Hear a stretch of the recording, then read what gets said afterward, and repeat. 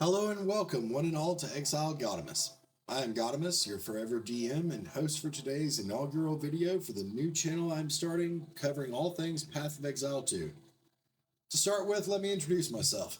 As I mentioned previously, I'm Gaudamus, a forever DM and avid gamer of all things fantasy related.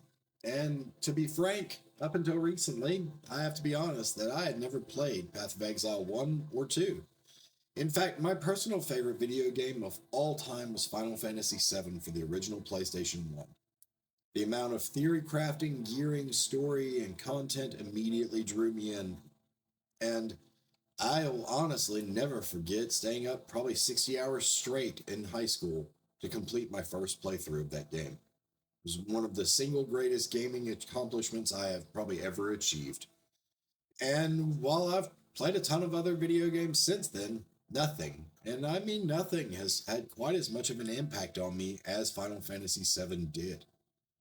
The only games that fulfilled that particular itch, slaked that thirst, so to speak, were not video games at all, but instead were games like D&D 3.5, Yu-Gi-Oh!, Magic the Gathering, and Warhammer Fantasy.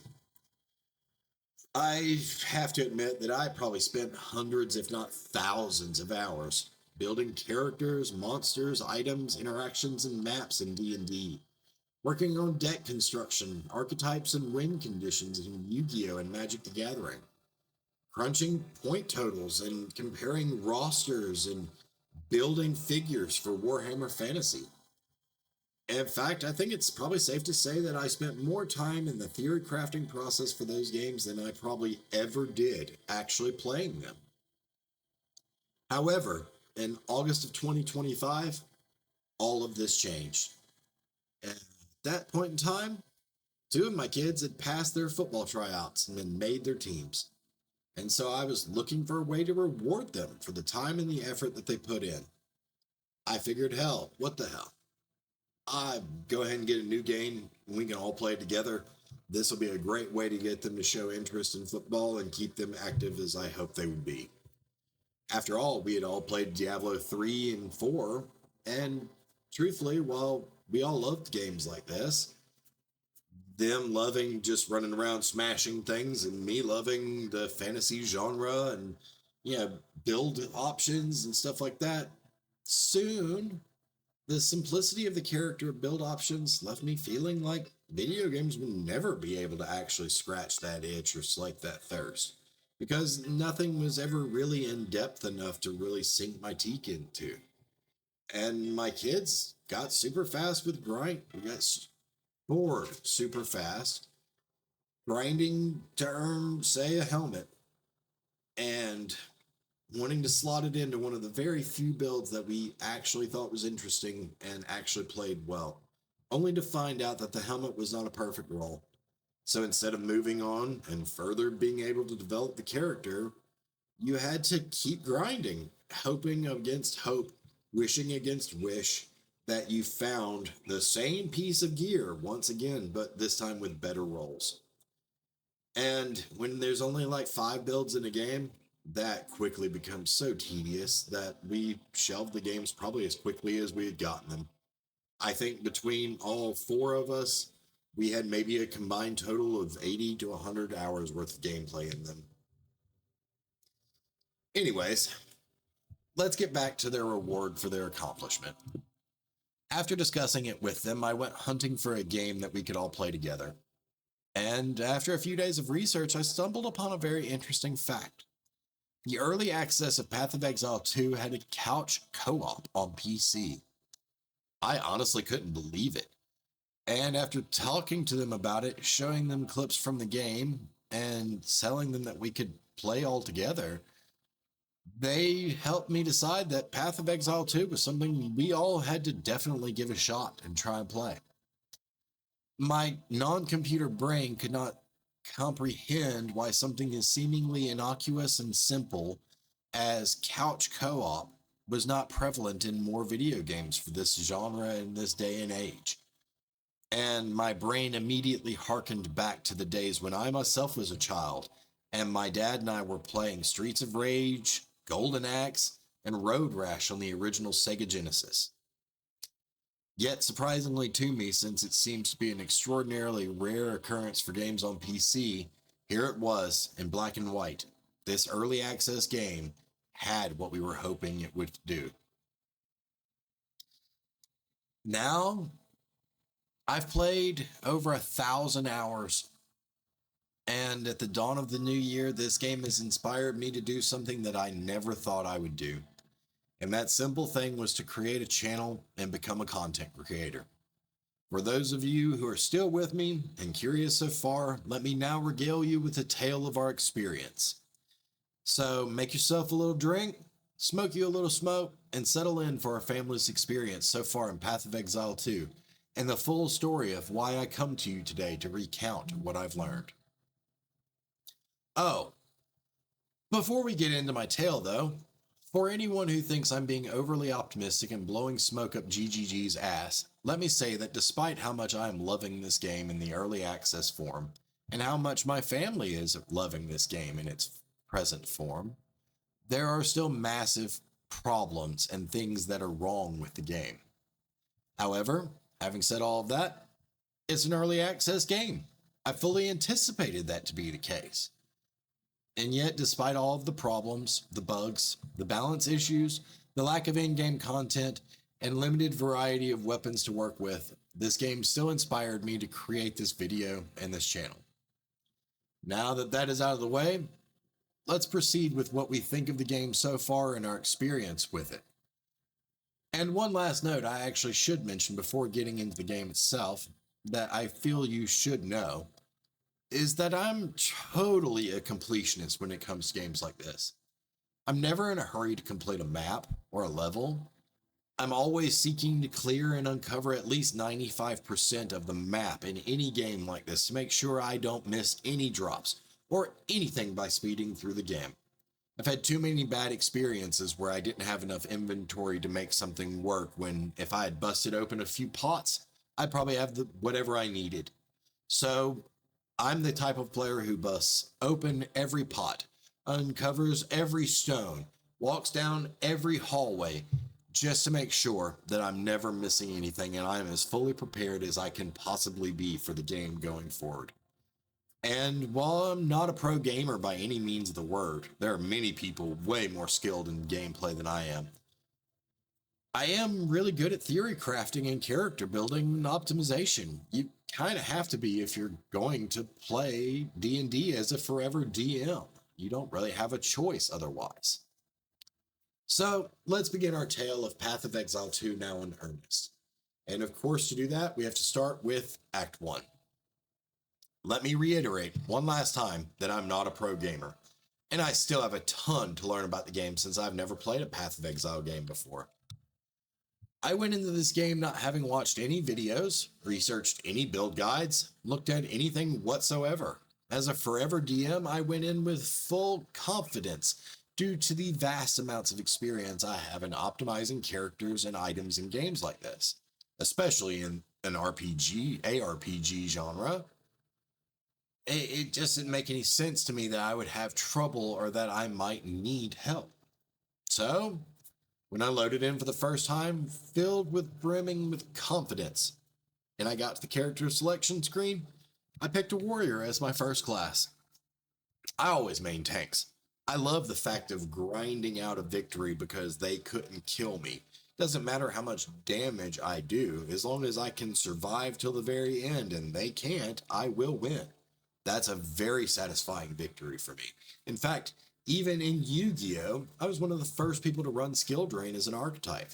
And I'm sure a fair number of you, maybe even quite a few of you, recognize that name, know what it's about, and understand that it's about as close to being a tank in a TTCG as you can get. After selecting my warrior, I loaded into our first map and received my little wooden club to start with, as is customary in games like this. The first enemies I encountered were zombies.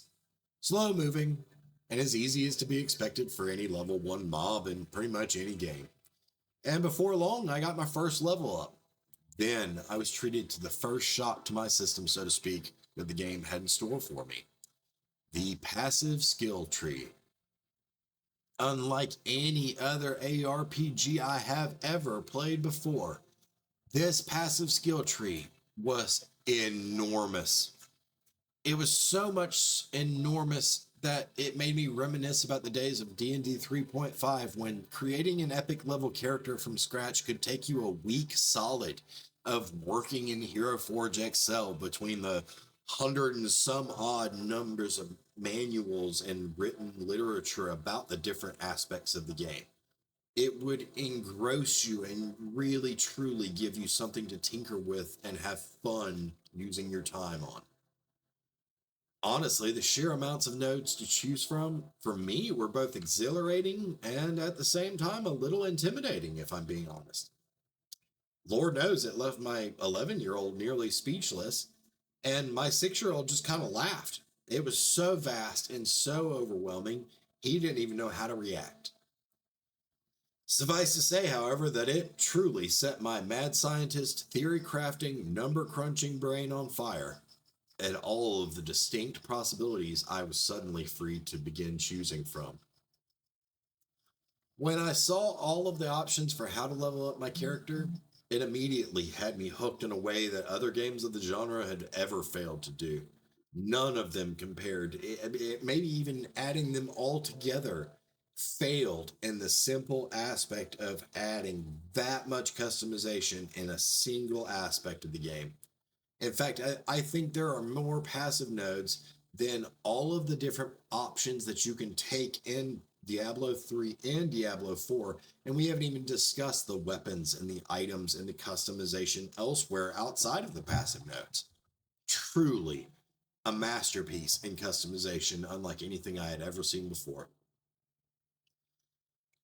And I have to say that as I made my way through and I leveled up and I made my selection, I felt great. And I enthusiastically plowed my way through the first level, finding the game easy but very, very enjoyable. Little did I know everything was about to change, however, because after only maybe 15 minutes of gameplay, I came across the first boss in the game. And that single boss was the moment that I fell in love. The boss fight started well, to be honest with you. I was kiting him around the battle area and enjoying hit and run tactics, knowing full well that I hadn't been able to spec into a tank fully yet, and that if he hit me, it would hurt, and it would probably hurt a lot. But I grossly underestimated the difficulty challenge that was presented to me, and as a result, suddenly the unthinkable happened. One time, when I was dodging backwards and trying to stay out of his reach, the boss muttered a couple of words that I honestly couldn't really understand because I don't hear very well. And suddenly he slammed his club into the ground. I was probably about 10 paces away when the club made impact, and then instantly I was dead. One shot. No healing, no recovery, no nothing. 1 second I was feeling confident, and the next I was looking at the player died screen. I had thought I was safe and I was out of his reach, but he certainly proved me wrong. In fact, after the initial moment of shock that I had been one shot killed in the first level, I triggered the respawn point, revived, and reloaded into the game at the last checkpoint, as that is custom in games like this. But now this time I had a new respect for the boss. And while that attack was troublesome, he had made a noise by vocally indicating the attack was coming. And while the impact itself was nearly instantaneous once the club had struck the ground, the downward swing of his club was slow, and it was very telegraphed. I knew that I could absolutely dodge this attack despite how punishing it was. It was a very simple mechanic, and in games like this, once you learn the mechanics of the boss fight, that's pretty much all you have to do. It becomes very easy after this. So, after dodging it, I thought this time would be easy. And yet, here came an issue. After he had said those words, the club was lifted and I had dodged and I was feeling so confident. Suddenly he said some other words. And before I knew what was happening, suddenly the field was full with zombies. Not only was it filled with zombies, but it was almost instantaneous. So not only could this boss one-shot me, but he could summon mobs as well. This honestly righteously threw me for a bit of a loop since I had no armor. Really, I mean, I just had a simple wooden club, maybe a cotton tunic, and some sandals. And yet here I was suddenly on my back foot trying to dodge and fight him while his summoned horde of zombies surrounded me. And to be truthful and fair, in my haste to deal with these newfound mobs and still having the boss to fight as well, I grew fairly desperate since it was my first time through and I didn't want to die again. And I ran over into a corner so that I could limit the areas that they could attack me from. I figured as a club wielder, this was probably a very safe bet to do. You know, go the whole 300 style, funnel them in, force it out, win the fight. Problem is that when I did that, I had lost sight of the zombie boss on the screen, and I was so engrossed with fighting for survival against his henchmen that I missed those initial two words once again stated. And since I could not see him since I ran over into the corner, I also missed the indication of the slam coming down. And guess what? As you expected, suddenly I was dead. One shot. Again. 1 second I was fighting his zombie hordes, the next, player died. Now, I began to truly realize that this game was unlike any other game in the genre I had ever played before, and the challenge in front of me simply dwarfed similar games in the genre. It provided the necessary dopamine rush upon completion, however, it was not a pushover and actually made you feel a sense of worth and true accomplishment upon beating said boss. The last time I thought to myself that I had truly felt this kind of sense of accomplishment that early in the game was when I had beaten the big robot boss in Final Fantasy VII's first time in the reactor 25 years ago. In the spirit of time constraints, though, since I don't want this video to be a couple hours long, let's skip forward now to the end of Act 1 after I had defeated the zombie and fought my way through. And let's discuss the Count. Count Geonor, the beautiful poet, warrior, monster boss that sets the tone for the rest of the game and single-handedly became one of the most fun and unique experiences I have ever had the pleasure of defeating in a game. Unlike the first boss in the opening, which literally only killed me twice while I learned those two mechanics, this guy actually killed me probably 15 times. I had simply no idea that elemental resistances were so huge in this game, and that to actually survive, not to make it easier, but to literally just survive, I needed to hunt for gear specifically with cold resistance built in to protect me from the worst of his attacks. So I went back to farming to find some cold resistance gear. Understood. Lesson learned. I needed to actually build my character into a tank. This was unusual for other ARPGs I had played. To be honest, being a tank in most games was super easy to understand and easy to make work. I realized then that I'd never played an ARPG like this. It was difficult, proving me accurate, true. I don't even know the exact words in this instance to describe what Geonor made me feel. But I felt a sense of validation that this was a different game. And so, finally, after maximizing my equipment for better protection, clearer and learning his mechanics to a much, much clearer understanding, I fought Count Geonor once again, and finally, I was successful. And when he finally died, I nearly leapt out of my chair. That was how much joy I felt simply upon my first level victory of a boss in this game. So with a newfound sense of purpose in the game and a new confidence to press forward, I was ready, I thought, for Act 2. Now I thought to myself, you know what? I've got this all figured out. And while this game is challenging in a way that I have never seen before in this type of game, I thought it can't possibly surprise me any more than it already had. Very quickly, though, I realized it had another surprise for me. And that surprise was the sheer scope of the maps in Act 2. Never before had I seen a game that took me so long to completely traverse and complete a single map. Like, literally, I found maps waiting for me in Act 2. It seemed like they were 2 times, maybe even 3 times the size of the initial Act's maps. Lord knows, my completionist nature could not stand the fact that I was going to either be slowed down to that point to finish everything, or I was going to have to speed through. And guess what? My completionist nature won out. I had to slow down.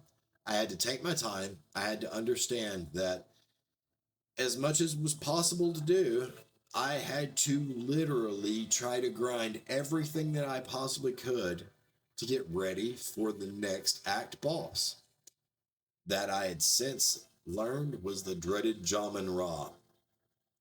However, before we get into the final area boss, it is warranted that I mention that in Act 2, I came across the first thing that I really truly disliked about the game, the honor system. To this day, I still dislike this part of the game so much that it drives me nuts whenever I have to go through the trials of the Sekimas because of how simply skewed this system is in favor of ranged combat versus melee tank.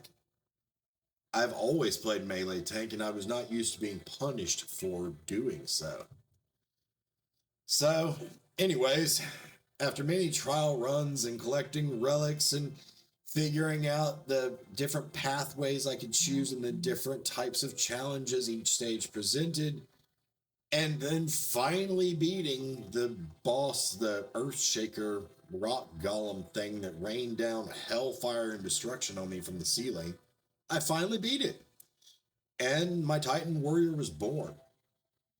The elation I felt upon unlocking that ascendancy made and honestly still makes that terrible system nearly worth participating in. If there was a way to get around it, I probably wouldn't participate, but having to go through it and you feel that sense of joy, it's not as bad as I initially thought once I learned what I was doing. Now, I had my skills and ascendancy done. I thought I was ready for whatever Jamin Ra could throw at me, but truthfully, once again, I had underestimated the power of the act bosses. And once again, I was forced to go backwards, to level up more, to grind for gear, and to hunt something specific. Except this time, instead of it being cold resistance, it was lightning resistance I was after. And even once I got my resistance levels up to the max for the fight at hand, Jamin Ra continued to punish me, especially once I had gotten to the second phase of the encounter when his attacks became much harder hitting and much larger in area of effect. In fact, I think it might have taken me farming the Dreadnought level at least 10 times to find the right gear as far as my lightning resistance went. And then maybe probably another 20 times to actually beat the boss and finally bring Jamin Ra down. Unfortunately, it was this event that triggered the second thing that I had discovered that I really disliked about this game. And that was the importance of a really, really good weapon for whatever level you were at. The reason it took me so long to defeat him, even though my lightning resistance was maxed out, was that while I had a pretty decent weapon at that time, after fighting him, it felt like I had been hitting him with a mosquito trying to hurt an elephant. Though, once again, I persevered, and I was elated beyond belief once the fight was over. In fact, I didn't even play any more that day, as that seemed like the perfect accomplishment to let the character rest for a day and just reset my brain for the challenges to come. After the day or two of rest, we made it to Act 3 and started with a bang. Act 3 quickly wrote me in. In fact, things were progressing so smoothly until I ran into one of the bosses that I later found out that every player in the game, and I mean literally every player in the game, knows about and is that boss is literally probably responsible for more player deaths than all of the other bosses in the game combined.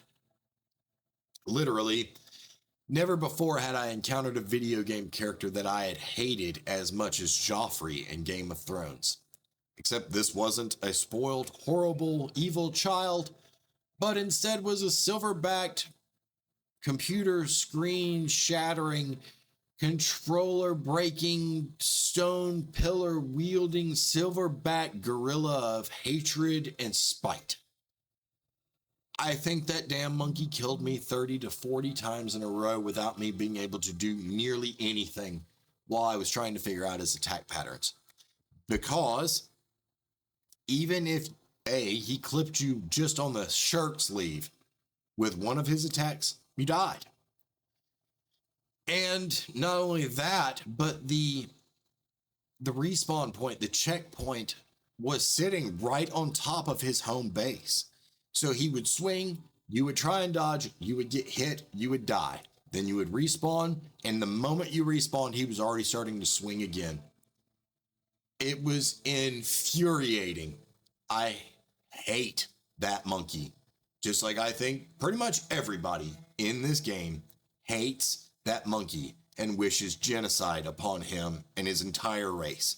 He is so infuriating. Funny enough, though, I'm forced to laugh at myself at how much trouble the monkey gave me, because it wasn't until much later that I realized that not only did everyone have trouble with the monkey at first, but the goal of fighting the monkey was not to try and stay away from him. It was counterintuitive. The best thing that you could possibly do was to roll towards him and try and stay as far on his backside as you could. If he started to swing, you were rolling, even if that meant you couldn't attack him. It didn't matter if the fight lasted 5 minutes or 20 minutes, because you had to be perfect. He was simply that strong. That stupid monkey left scars on me to the point where on every character I play and have played since that first walkthrough, I am watching the map in that level as sharp as any hawk ever possibly could, simply because I do not want to run up on him without being 200% prepared to fight a perfect fight or die. Doesn't matter how geared you are, doesn't matter how strong you are. If that monkey hits you, he's going to swash you as flat as a fucking bug. But despite how frustrating it was to learn how to fight, the challenge of that battle truly prepared me for most of the harder content in the game.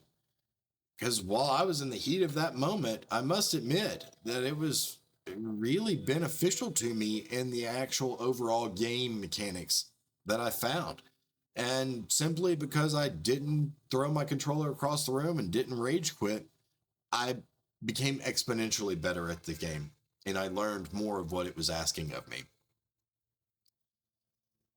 Truthfully, on my first playthrough, once I'd committed Silver Monkey Genocide, the rest of Act 3 was a bit of a blur due to the post-genocidal euphoria.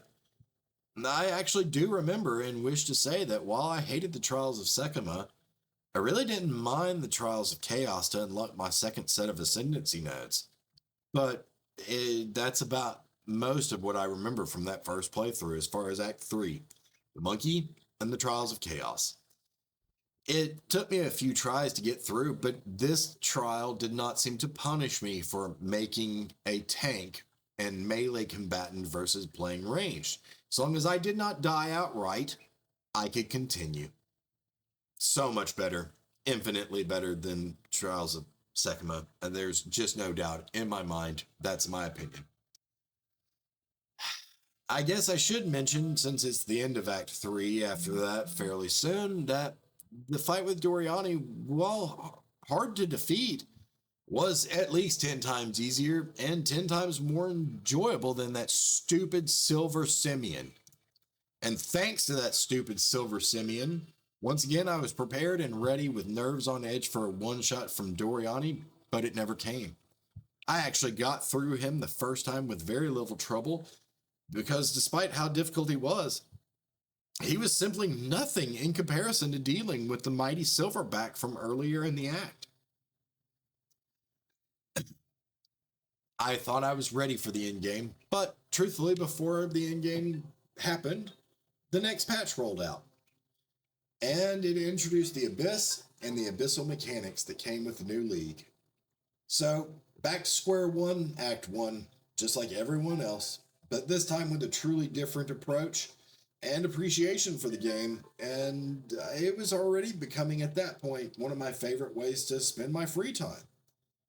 After all the deaths and learning experiences, though, from the previous league, I was able to blow through the first 3 acts this time, including the stupid Silver Simeon, and I finally got to enter into the newly introduced Act 4. This time, however, I must say that I had shoved my warrior in preference for a different build. While I do always main tanks in games, if I have the ability to customize and theory craft with something else, I'm going to do that as well. I'm never going to just focus on one character. It would not be any fun at all for me if that was the case. I would get bored exceedingly quickly. And so, after researching the ascendancies for the classes, I didn't look up any actual builds, but I really just wanted to know what the ascendancies were. I suddenly figured out that I was going to try the Minion Witch Infernalist build. Infernalist seemed to give me some really cool spirit capabilities, and it seemed like it really fit Minion styles, and I thought it really sounded interesting. Now, honestly, I have to admit, it was a lot easier to progress with than any warrior I'd played had been. And I had no issues at all until I got to Act 4 and into the new league that came from to us in the Rise of the Abyss. Now, before though that we get into Act 4 and the experience that I had with it, I feel the need to go ahead and mention the Abyss mechanic. So, while it's fun, and I actually really enjoyed it. I enjoyed it being flooded with monsters and that kind of thing. The balance of the monsters contained within the Abyss was so skewed that by the time the endgame came around, I was skipping the abyssal depths as much as possible. And dude, God knows if there was like more than 2 striders spawning at the same time, which in some instances it was as many as 4 to 5. I literally started to try and avoid them entirely. I mean, haul ass and run the fuck away. It didn't matter what level I was or how built I was. The Striders would group you into a corner and they would just obliterate you. Between their lightning calling down with multiple strikes that was as fast as sprint and the invisible shadow impact shockwaves shot at me from their spears. When you stack more of them on top of each other, it really didn't matter what you built or how well you were playing. They were just going to kill you. But despite all of that, I must say that Act 4 was and still is my favorite part of the game. I loved the non-linear nature of the act. I loved the different bosses and the different ideas and everything, different story corollaries that I found out. Like, I loved all of these aspects. And in fact, I literally have to say that the prisoner map, the prison island or whatever it's called, with the prisoner giant creature thing in solitary confinement, is my single favorite map boss in the entire game and probably one of my favorite bosses I've ever fought. The mechanics of dodging him and stunning him and then firing a ballista to keep him from healing, but the ballista he would then rip out from his body and become stronger and more effective and faster and bigger AoEs. It was a masterpiece.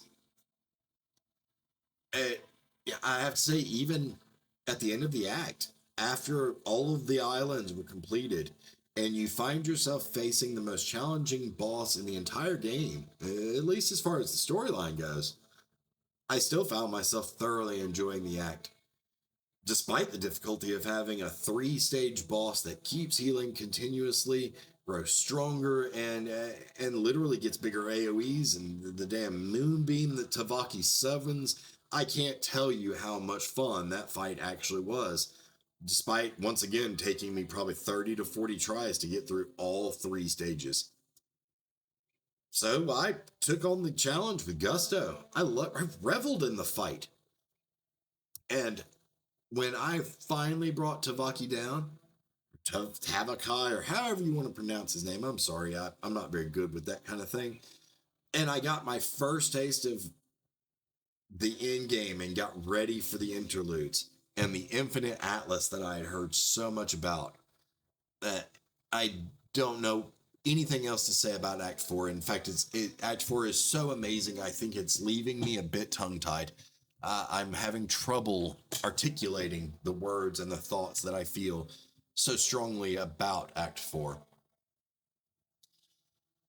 But as all good things come to an end, we are now time for the interludes. And I know that the developer said, oh, the interludes haven't really been fleshed out. They're just works in progress. They're just beginning stages of something that, it's just eventually you'll get the whole new story and whole new. I loved the interludes. Once again, I loved them. I loved going back through Acts 1 through 3 and revisiting them.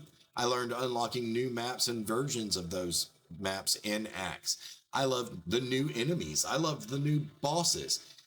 And in my brain, for this to not be fleshed out, it was immensely entertaining and interesting in a way I had not expected when they had made the announcement. It brought a ton of depth to story, and it was perfectly brought to a conclusion at the end. In fact, the ending of the story was so good, I'm not going to go over it because I don't want to spoil it for other people. I consider myself to be pretty good at figuring out plot twists and turns and all of that, and it caught me by surprise. I was not expecting it. Beautifully written. Well done, GGG. I tip my hat to you. The end of the story and the beginning of the end game was so good. I really didn't want the game to end. I wanted to see what other builds I could build. I wanted to see what was viable and wanted to deep dive into the game as much as possible to find what I wanted to truly main. At this point, I had tried a few different characters. I was learning. I was enthralled at the character design screen.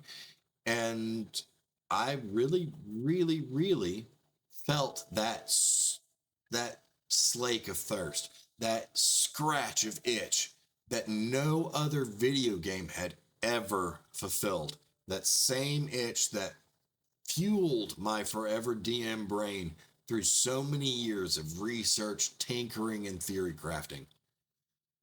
So I think by the time the league came to a close, I brought up to like 6 characters in the end game. And I was still enjoying making more. And I think even my kiddos had made at least 5 characters themselves. In fact, speaking as a dad of 2 young boys and 1 boy in high school, so 3 boys overall, one of the most interesting things to come about actually as a result of us all playing this game was when I came downstairs one day to tell my 11-year-old and 6-year-old that dinner was ready, and I discovered my 11-year-old trying to teach my 6-year-old math so that he could build his own characters and not have to ask us how to do it. And here my 11-year-old was taking to reading and theory crafting and crunching numbers in a way I had never seen before. He was doing it on his own. I did not prompt any of this.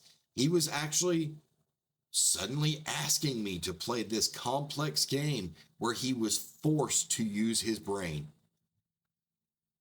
I have to admit that while this was amazing, I think I speak for all 4 of us when I have to say that by the time the league was over and the druid class was coming, I still had probably 4 or 5 characters I really wanted to build. And I think my kids had at least 2 or 3 characters apiece that they really wanted to build. And yet, here we are in a game locked in early access, at least probably a year out from full release. And we are left with an absolutely amazing feeling of accomplishment and things that were yet to come. So, here we are. The new league had started. I couldn't believe it. The Druid was here. Now we're in the midst of the newest league, and once again, I'm pushing back through this game, working towards getting my newest character concepts off the ground and built out. I haven't even had a chance to go back and completely revisit the characters I already had planned because the Druid seemed so fascinating. I started the league with an Oracle Wolf / Wolf Pack Summoner hybrid. And I think that this honestly may be my favorite class character build, whatever you want to call it, that I've ever come up with in a video game. And it's one of the main reasons why I firmly believe that this game, when it's all said and done, will be going down in history as one of the single greatest video games that has ever been created. And why I've decided to make this video and this content channel going forward. Funny enough, I started that character, I got him to the end game, and the moment I got him to the end game and I was able to farm and I farmed up a little bit of currency, I put him to the side. Even though he was my favorite character ever that I've probably ever made in a game. And that was because I wanted to change from an alpha wolf oracle build running around with my wolf pack to a minion controlling plant summoning shaman. Never in my life have I ever seen or heard of a video game that offered this much diversity in build concepts and differentiation. So, to wrap everything up and to stay linear and in conclusion, I know that what I'm saying will be controversial to some because I hear stories all the time in the community about people playing till they beat Uber Arbiter, for instance, and then quitting the game for months until the new league comes out. But for someone like me, for someone who enjoys theory crafting, for a D&D player who now has no time to meet up once a week and play for 6 to 8 hours over and over again because their lifestyle has changed to the point where it's seemingly impossible. This game, every league, has had so much to offer that I can't imagine not only getting bored with the game, but I don't even know how I'm going to find the time to build all of the characters that I want to get done before the league resets again. And then there's even more new content and new aspects of the game providing a brand new fresh start for even more character creation, theory crafting, and build options. So what is a forever DM supposed to do when he finds a game like this and is so in love with what it does and what it brings to the table? How do you ask, am I planning on continuing to be able to play as much as I possibly can in this game? Why? Very simple. I decided to create my own channel. That way I can share my love of the game, the knowledge of everything I do learn when I do learn something, and all of the wonderful, weird, spectacular build options I can come up with, as I'm not a normal meta player. And actually, in a game like this, being a non-meta player has its very large benefits because in the asynchronous trade system, if everybody, for instance, is playing Lightning Arrow, well, then bows and quivers are going to be exorbitantly expensive. So, instead of going towards what the meta dictates, if you have, say, 3 or 4 or 5 or however many other characters that are non-meta characters you wish to play, they're a lot easier to get off the ground and to fully flesh out because their items, since they are not meta, mean they have a much lower point and threshold of desirability, which lowers the price. It also makes them, since they are cheaper, easier to manage and handle and maintain and even acquire. So this, I have to admit, is the best way I can come up with. And I have to say, please forgive me. I've never made a video like this before. I know I've stuttered over my words and tripped up over my tongue and a few things after this. I know that this is not as professionally done as many other people could do. However, I feel like I have every bit as much passion, and I will learn how to make better videos for everyone in the future. I do especially want to reach out and hope that not only with the normal Path of Exile crowd and the normal ARPG crowd, I would love for the algorithm to reach people that are former D&D players who do have families, who do have kids who are struggling in school, because so many kids are these days. They can't read properly, they can't write properly. It's very common these days. This, if they enjoy it, is a very fun way to teach them things that they would normally detest and shy away from. If you're a D&D lover like I am, especially someone who enjoys theory crafting and deep diving into builds as much as I do, this is the game for you. And if you're a murder hobo, or if you're a lore librarian, this game has everything that you could want. And P.S. for those who don't know what a murder hobo is, that's somebody who runs into a dungeon in D&D and doesn't care about interacting with anything, doesn't care about any role playing of anything. Their job is to simply exterminate every enemy in the map. Guess what? Path of Exile 2 lets you do that in exorbitance. So I know I've taken now a bunch of your time. It looks like I'm coming up on 47 minutes. And if you're still with me and you're still watching, I want you to know how much I appreciate it. If you see this and find what I have to say interesting, please like and subscribe to the channel and share with your friends. Leave comments, engage with me, engage with the community as much as possible. Feel free to share any great character builds you come across and yourself or your friends or whoever developed. Once again, my name is Godimus. Thank you for joining me for my channel's inaugural video. I really appreciate it, Exiles, and hopefully I'll see you soon on my first live Godimus, Exile Godimus stream. And have a wonderful day and a great start to the new year. Goodbye, guys.